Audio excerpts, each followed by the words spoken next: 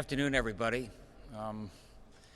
It's a snow day today, so one more reason to stay safe and stay home. Wanted to give you an update over the last few days. First of all, in terms of the numbers, we've gone from 327 tested positive to 415 tested positive. We've had now 10 fatalities, 2 more fatalities. Tested a total of 4,500 people. That's 900 more since yesterday. So as you can tell, we're ramping up our testing. So the number of positives reflects testing as well as the infection rate. But it's worth thinking about this as I have before in terms of supply and demand.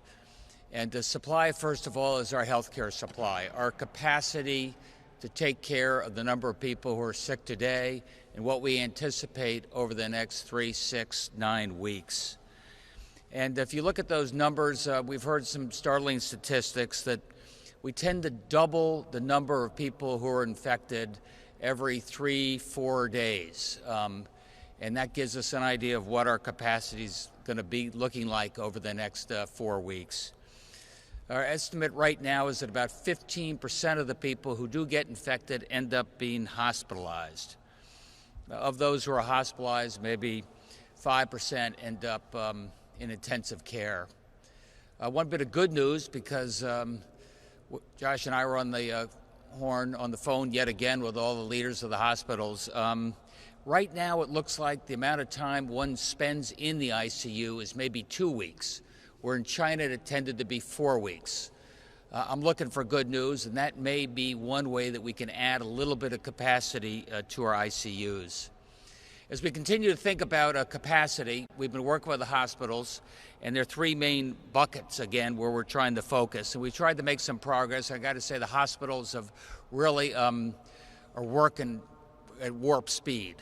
Unfortunately, the virus is working at warp speed as well. But number one, we have to look at in terms of facilities. How can we get more beds? How can we get more space? And we've now prioritized 2,000 nursing home beds that we think over the next month or so would be made available for COVID-related infections as needed. We've got a couple of mobile field hospitals that have already or are about to be deployed. One in Danbury Hospital, the other right here at St. Francis Hospital.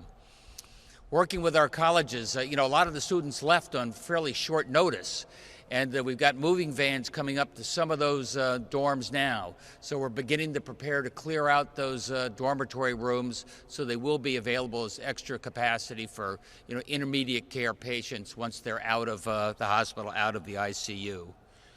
And of course, we're beginning to negotiate with the hospitals as we try and find extra capacity. When you think about capacity, there are things we can control, things we don't control, and we're working really hard in terms of making sure we have the additional space and occupancy to deal with what we got to do. We've got the Army Corps of Engineers. I'm told it's going to be coming up in the near future. I'd love to see it. We were on the phone today with FEMA. I'd like to think that FEMA is going to put a little new energy behind the federal response. But, rooms and facilities is only part of the solution, because that doesn't make any difference unless you have the equipment and the gear and the people necessary to take care of what you got to do. And we're working hard. Josh Jabal, DAS, a lot of his purchasing team is now devoted to going after PPE, the protective equipment we need, going after ventilators, chasing down sources and opportunities around the country and further afield than that. And if the federal government doesn't want to do this on a unified, centralized basis, Connecticut is now teaming with other purchasing from around the country as an association, so the states will go out and try and buy and source as much of the important PPE equipment as we can get, because we are running short. We're looking at ways that we'll be able to retrofit things like commercial ventilators and the such, so we can, again, increase a little bit of capacity as we need it. Some ventilators, maybe we can get 2 people as opposed to 1 and find a way to retrofit that so we can increase the capacity of ventilation, because that is so key to our folks, especially in and out of the ICU. We continue to press hard with the federal government. We're on the phone again today, all the governors with the Pence task force team, and I try and remind them at every chance I can that, you look at the numbers in New York and say New York is going to get priority in terms of PPE and ventilators and masks. And I just urge them, don't think in terms of New York, think in terms of the hot spots. Think in terms of where the COVID is most intense, and that is New York City, Westchester County, and Fairfield County. That is a hotspot region, and you ought to think of it in terms of prioritizing that region, not prioritizing one state over another. Another bit of good news, I think, as we try and expand capacity, a number of our hospitals have been really aggressive. At not doing any non-urgent surgeries. That has freed up 30 to 40% capacity in a few of our hospitals. I'd like to see that continued. And that's capacity in terms of beds, that's capacity in terms of nurses, and that's capacity in terms of gear. So that's really good news as we try and plan for what we did. Look, we asked the hospitals, we told the hospitals, we directed the hospitals, I want to see 50% increase in capacity. Show us how you're going to do it, over the next 4 weeks. And we are getting there. And show me what you can do yourselves, not say, I just need more from the federal government. That's the supply side of the equation. Obviously, the demand side of the equation is probably even more important. As you found looking at experiences in different countries, anything we can do to flatten the curve makes an enormous difference.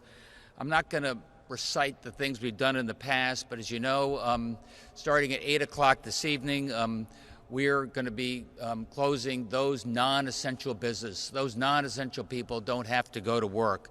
And Connecticut and New York announced that on Friday.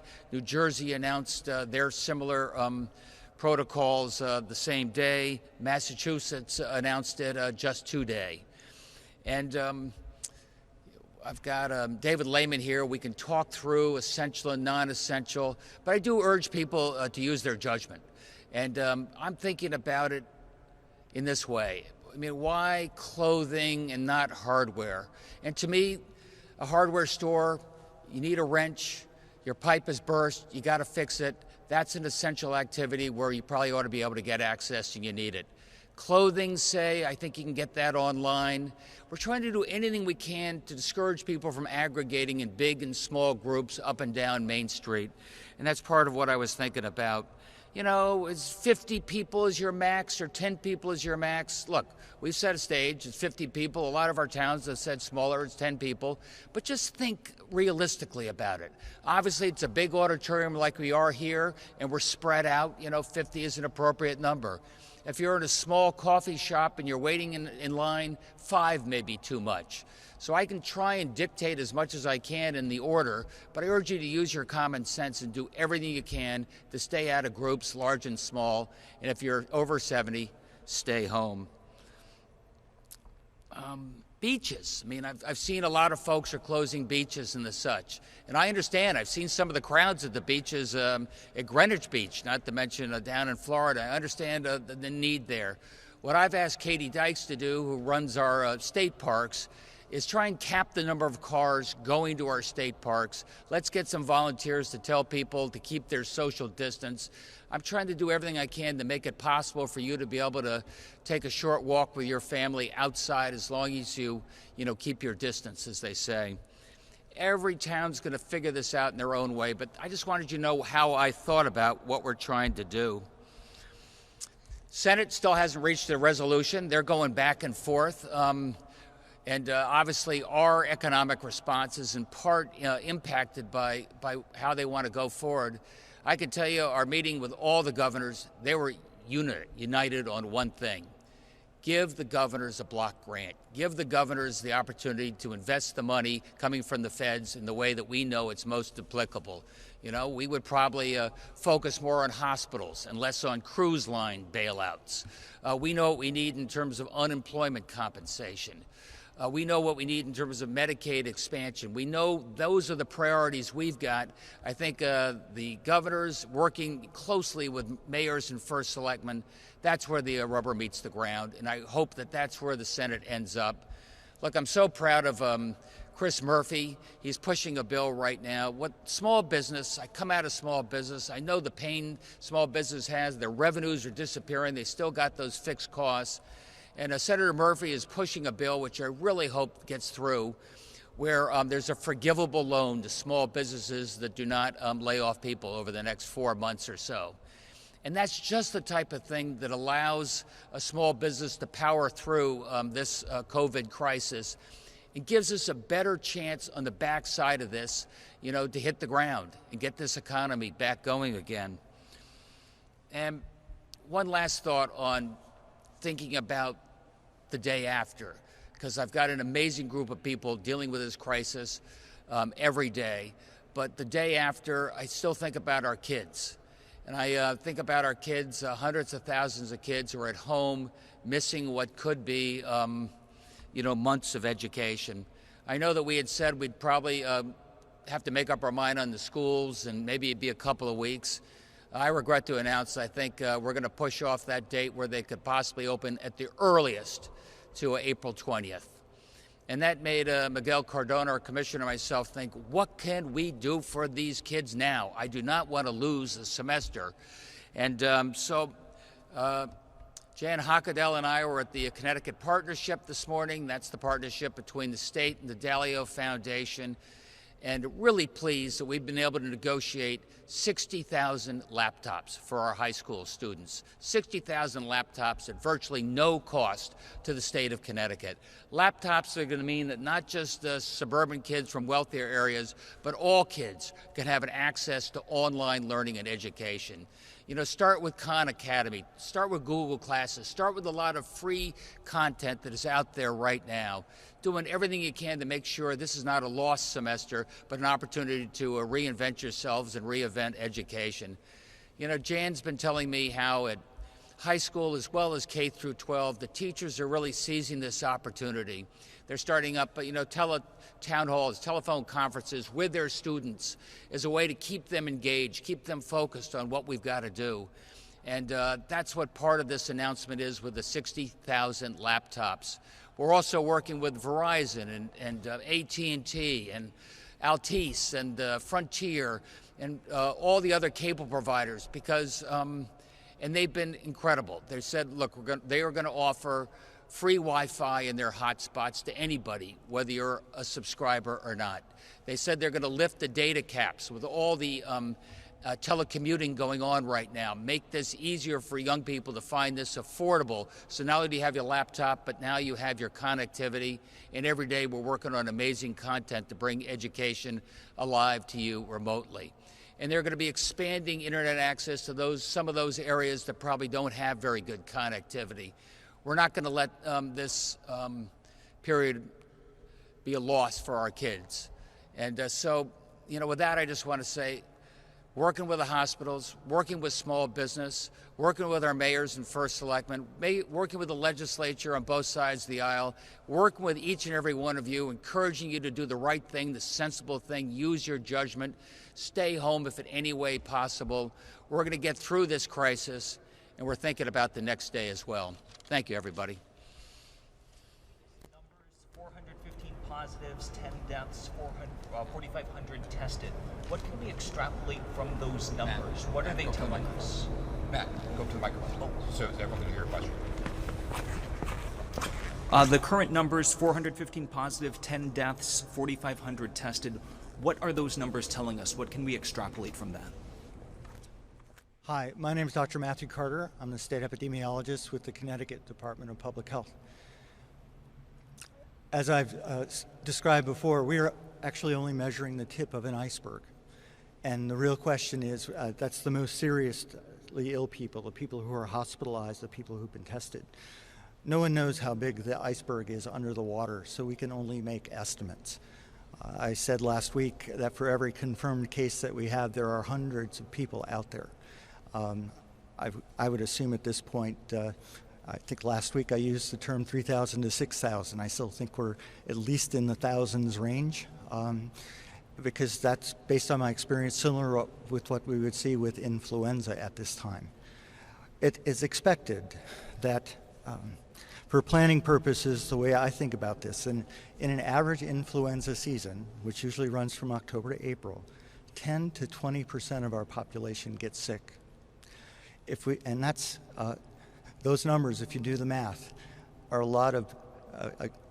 lot of people in Connecticut will get sick during this first wave, and we can expect the number of hospitalizations to run in the thousands, and the number of deaths will probably be much greater than what we see in an average flu season, which is somewhere between 300 and 600. But we're just at the beginning of this. The influenza may not be the perfect model because we've never had a coronavirus pandemic before, so we don't know for certain.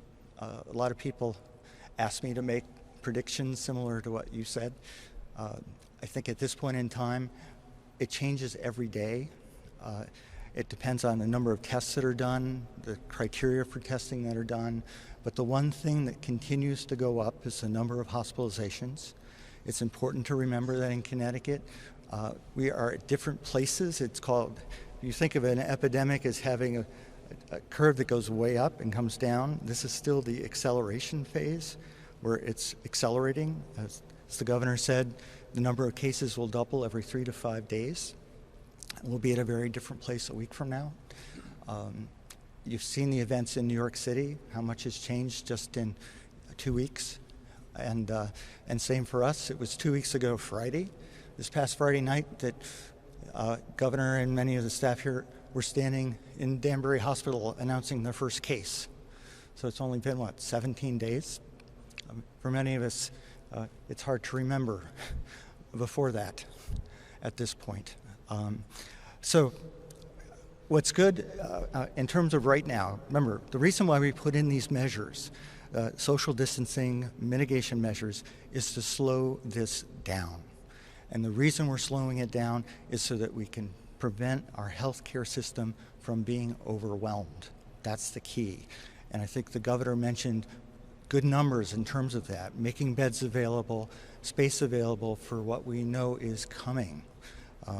We can't see it, it's in the distance, but more cases are coming, more hospitalizations are coming, and we want to make sure that for every person who needs to be in a hospital, who needs to have oxygen, maybe they need an intravenous line because they need fluids, we'll be able to find a bed and receive the treatment that you can only get in a hospital. If you could do the math for us, at the rate of growth, at what point will the hospitals be at capacity, and at what point will Connecticut need to have those mobile hospital units and other extraordinary things online? Actually, I heard that question asked on a conference call with the Centers for Disease Control this afternoon, and they said, we hope to have the answers to those questions in a few days. And I don't think I could do any better than the CDC at this point in time in predicting. I think we just don't know. Obviously, we're trying to put in the measures to slow it down. I mean, if I could think of it as a pause button, I would love to just reach out and press the pause button until we had enough testing capacity, until we had all the PPE we need. I just don't know how long we've slowed it, but you need to remember this virus does not share our sense of time. And I'm actually pleasantly surprised that Hartford and New Haven County aren't more impacted yet. A sense of what would be the best practice at this point on testing versus what you can do because of the availability of testing kits? Okay. Well, our first priority continues to be to test people who need to be hospitalized, because that's critical for hospitals to be able to use the personal protective equipment that they have in the best way possible. That's really critical here, is that the supply of personal protective equipment, PPE, is limited. And you may have read in the papers that we already, there are hospitals not too far from us who are already being forced to reuse N95 respirators. These are things that we never thought we would see in the United States, but we're being forced to that position right now. The key is hospitalized patients first. New York City put out an announcement yesterday saying they were discouraging all testing except for hospitalized patients because they need to focus on this huge wave of patients that they're expecting. We are not at that point yet, but if you think about where we put those alternate testing sites, we asked our acute care hospitals to set them up because people were going to hospital emergency departments to get tested. So from public health perspective, we wanted to make sure that those people didn't go in the emergency department door. And that's why they are where they are. They're not in a CVS or a Walmart parking lot, but it's all part of the strategy to protect the hospitals. I have a question for the governor. Governor Lamont, does the state of Connecticut plan to continue releasing the unemployment numbers? Hadn't thought about it, but why wouldn't we?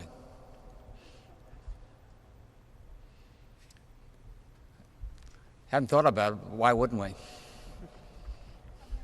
talked about the executive order that's coming down tonight at 8 o'clock. As we went around to different towns and went to different strip malls, it was hard to find a business that would have to close under this order. Either it's a salon or a bowling alley that's already closed, or they're exempt. There are hundreds of businesses listed as being exempt. Is it possible there are too many exemptions and this won't do anything to flatten the curve? I'm going to talk about it broadly, then I'm going to ask David Lamont to talk specifically. Look, the biggest building blocks of our economy, you're right, a lot of those are not being touched by this order. That starts with manufacturing. A lot of manufacturing is in the defense sector where by law they have to keep operating, and some is not in the defense area, and we've decided to keep that going. The reason I've decided to keep that going is because it's a contained area and we can control the people who are going in and out. We can give them fever tests. We can make sure they're least likely to be infected. And believe me, every CEO of these companies is doing everything they can to monitor that because the last thing they can have is an infection there. And you talk to EB and Pratt and Sikorsky, they're very careful with their folks back when they're at home as well because they know what that would mean. Next is construction, another big building block of our economy. But also when you're outside and you're building a bridge and you're building a school, which is on a time frame, we're asking the construction folks to use very careful, social distancing and work along those ways, but keep going. Next biggest building block, of course, is healthcare, where that's can't be touched. I'll ask David maybe to talk a little more about the service industry, since I think that's an area where, just by definition, fewer people are already going to those places. Those are places where a lot of people do tend to congregate, and that's probably the sector that will be most impacted. Thank you, Governor. Yeah, I would just underscore that point. I think there was a big focus on, especially where there is offices where there are significant amounts of people, to the extent that they're not already telecommuting or able to work from home, that we mandate that and we make sure that those offices do shut. To your question about retail and strip malls, I think it was important that we offered some of those businesses an option if they wanted to do curbside pickup or sales over the phone or the internet. Given the density of Connecticut and where we are right now, we thought this was an alternative for them as opposed to completely shutting the doors. This was a way to do it prudently, making sure public health was the focus, but also enabling the businesses to do some type of business should they want to. I do want to make one point. It is important, even for businesses, and I've had lots of these conversations over the weekend, for businesses that are deemed essential, for their non-critical employees, they need to be working from home. They need to be telecommuting, if at all possible, or staying from home. And if someone absolutely needs to be, whether it's in an office or in a factory, that there are protective measures in place. Everyone's doing incremental cleaning, the spacing needs to be appropriate, and making sure that the health measures are embraced for folks that are in the office. I've been urging all employers to do that, and I think it is critical to make sure that people are safe as we keep navigating this crisis. There were other businesses, a pawn shop, a cell phone shop, and a vape shop. They all said, we don't know. We're trying to do our research and we don't know whether we're supposed to close tonight or not. So are you communicating effectively? How are you getting the message out to those types of businesses? So we've had lots of questions over the past 24 hours and over the weekend. If you look at what we put forth, we looked at lots of other states as well as a lot of the federal guidance for critical industries. We have an exception or an exemption process that's in place at the DECD website. I think we've had several hundred requests for exemptions that the team is processing at this point. And the goal is to make consistent recommendations across some of these industries. And if we ultimately need to change the guidelines as we navigate the crisis, we will. Well, Just Governor, how do you balance patient privacy with the public's need to know? There's a shelter in New Haven. You released there 2 positives and possibly a third, and the New Haven is not releasing the name of the shelter. People in the neighborhood would like to know what they have in their neighborhoods. Do you have any insights on that, Josh?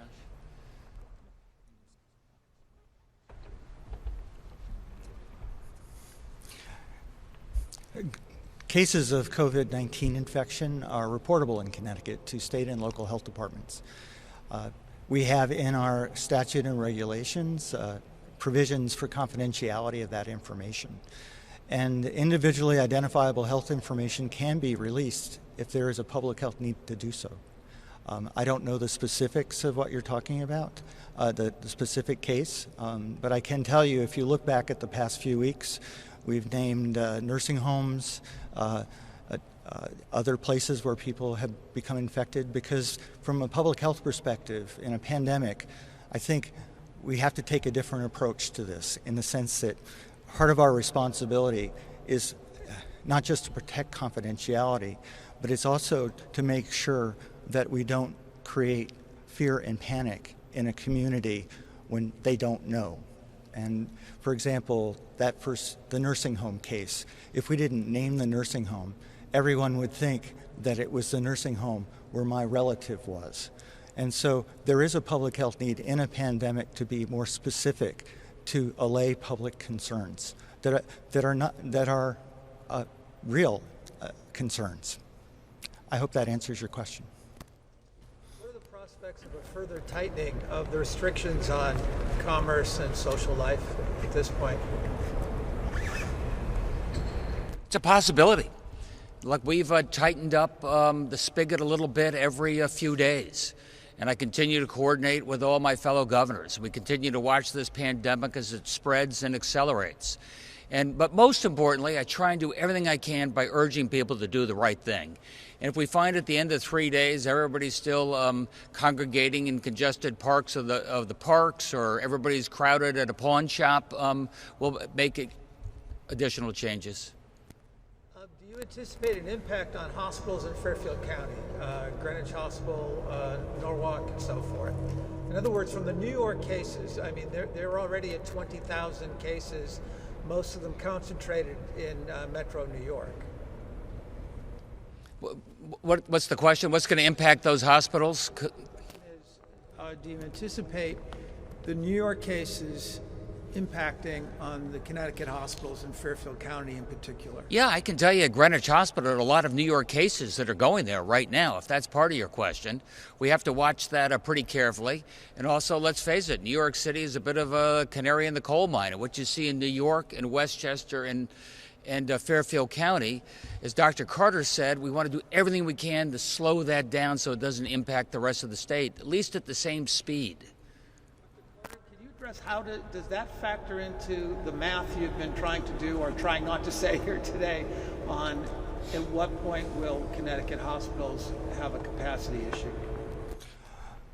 Well, right now, the first hospitals that will have capacity issues are Greenwich, Danbury, Bridgeport, Norwalk, the hospitals that you were talking about. They are all making adjustments as we speak to their room availability, their structures where they can. They're going to expand their ICUs. Those are all things that they're doing. And right now, they're still holding their own. This is probably for Josh. As far as using dorm rooms for beds, how many, and how do you decide which schools are going to be involved in that? So this is part of what, so I'm Josh Jabal, Chief Operating Officer. This is part of what the governor alluded to earlier. We're in constant dialogue with the hospital executives as they're looking at their surge capacity. They're making very aggressive plans, as the governor and Dr. Carter mentioned. And then we're working with them on, where there may be gaps as we look at the demand forecasting and think about where additional capacity might be needed. As the governor mentioned, the best source of additional capacity is the hospitals themselves. They have the equipment, they have the staff, and they're being very creative about how they're rearranging a lot of their own facilities to make room. The next best thing is likely to be, as the governor mentioned, additional nursing home capacity. Either we have a lot of nursing homes that have been recently closed, or where we have a wing of a nursing home that might be vacated, and thinking about ways that we can utilize those. Again, where we have infrastructure in place and staff at the site potentially. And then we go from there to sites that are not necessarily fit for purpose for a medical use, but that could be spun up in pretty short order for that need. And so that's where we get into the dorms, we get into some other state facilities that we're looking at, and we get into some of the mobile units, both the state-controlled ones that, as the governor mentioned, we're in the process of deploying now, as well as FEMA resources that we're surveying the hospitals to see if they'd like us to call in on their behalf as well. Any of the state schools could be involved depending on where that goes. Yeah, we have a very long list of sites that could be potential assets in this. Regarding the hospitals, I mean, have they said when they're not necessarily resources, but financially with the funding of the hospitals? Look, the hospitals have an awful lot of demand right now, awful lot of overtime. They're not making any revenue off of elective surgery, which is sometimes a revenue stream for them. So absolutely, we're going to have to find a better way, a good way, working with the feds, I hope, to bolster them and make sure they stay solvent and help power through this, just like a lot of our small businesses.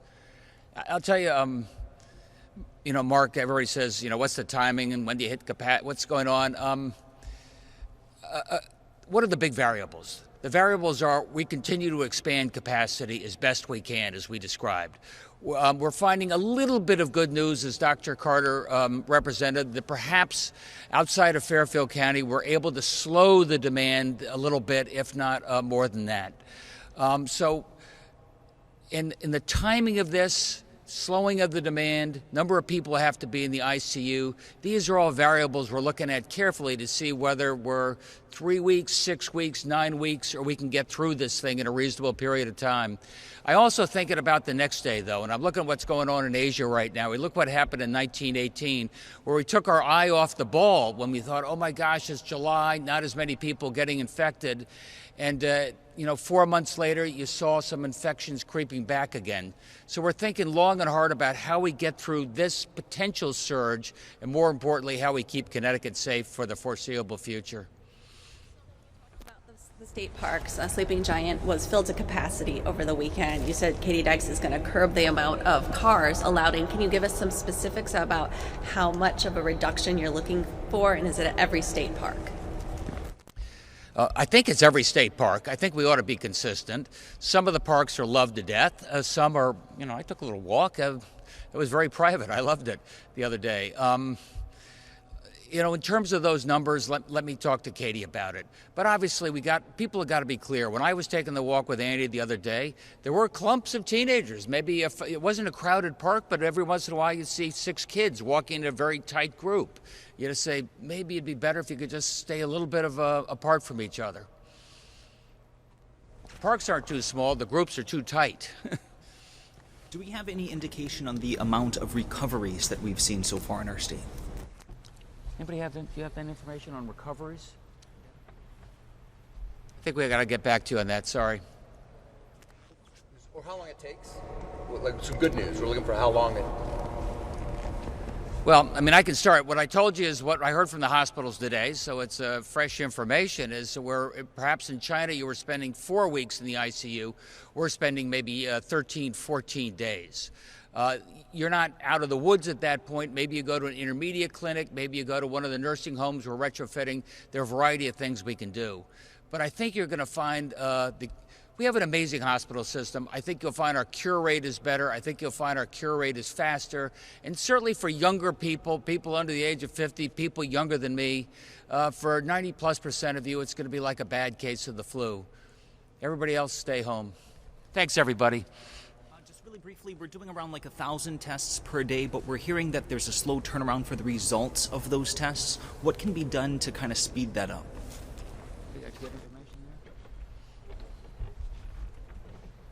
I'm not sure where you're getting the 1,000 number from, but what I will say is this, is that we are receiving electronic reports from the laboratories that can report to us electronically. Those go right into our database at the State Health Department. There are still laboratories that are reporting to us by fax and by paper using old technology. Those need to be manually entered into our system. We also have now 5 or 6 different labs that are testing, and so we're not getting timely results from all of those labs as of yet. But if you look at the data that we're posting today on the state website, we were posting a daily summary of the data. There'll be 2 graphs that I'd like you to take a look at. One is test positives, people who test positive by age group. And we're adding a new one, which are people who've been hospitalized with COVID-19 by age group. And what you'll find is that we're actually testing a lot of people. Our overall what's called the test positive rate is around 12%. So for every 10 people that get tested, 9 are negative for COVID-19. Only 1 is positive. So we're going through a lot of tests to get that one. The second is that most of the people who are getting tested are in their 30 to 50 years of age range. The people who are being hospitalized with COVID-19 are more like 50 to 80. So most of the tests are going to people who are much younger than the people who are at greatest risk for this disease. So I don't know when that will be available to the media, but a little later today. Take a look at that. How about that test that didn't turn around in 45 minutes? Any Right. truth to that? Oh, sorry. The The 45 governor minutes is test. asking me a question. Should answer the governor's question? Is that there is a test that's been approved by the FDA. It's by Cepheid. It's a company. It is available in 45 minutes, but the problem is it's about 5 samples per hour. So it's one of these things that could be used in the hospital to give a quick answer. You have a patient you need to know really quickly, but it's not going to yield a large number of test results in the course of a day. Is the testing limited by the kits that the state received from the CDC? In other words, do all these tests have to be done with the swabs and other collection material that came from the CDC, or do these drive-up places at hospitals, they can provide their own, sterile swabs and tubes and whatnot? Well, that's a good question. There are shortages in every part of this process right now. There are shortages in what's called the viral transport medium that the swabs have to go into. There are shortages in the number of swabs, a global shortage, and CDC has come up with some alternatives to that. So the medium, the swabs, the test kits are still limited. No matter what, you still have to get a swab taken. Usually a nasal swab is what's recommended. Those are all in short supply. And for every person who's tested as an outpatient, that also, and this is the term that medical people use, burns PPE. It uses up personal protective equipment. And so, as I mentioned earlier, New York City has decided to actually discourage outpatient testing because it's using up too much personal protective equipment that is required in the hospitals. So all of these things are presenting challenges all the way along the supply line. I know it's a hard message to deliver, but are we, in some senses, over-testing in the fact that there are younger people who might be running a fever and having a cough, and they're being tested? Should the message be hold off a little bit? Well, we've recommended that people who have a fever and a cough and who have other symptoms like a really bad flu at the present time should assume that they have COVID-19. It's possible they could have influenza instead because influenza is still around. But a lot of people were going to emergency departments to get tested and requesting tests. So we've tried to create a balance.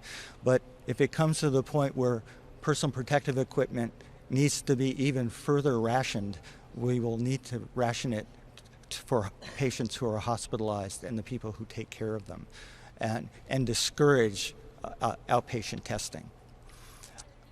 Use the alert notification system again to get your message out like you did this weekend. I understand the website crashed.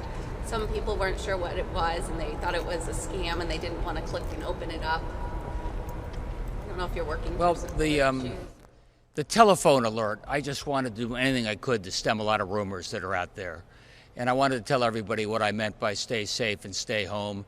I wanted to tell people, especially young people, to take this seriously. There's a balance between panic and seriousness. I want these people to be serious about taking the necessary social distancing. And I've tried to do that through press conferences. I tried to do that through TV shows, and I thought this was a new medium to try it. I did through streaming video as well as the telephone. I don't know. What do you think? Can we count on you for a daily briefing like this one, even on the weekends, from you or maybe someone else in your administration? I think we're going to keep doing briefings. It's probably important to have something to say, but as long as people come and have curiosity, because this is such an ongoing thing that's changing so fast, I think we're going to err on the side of doing too many briefings, but not too long briefings. Thank you, everybody.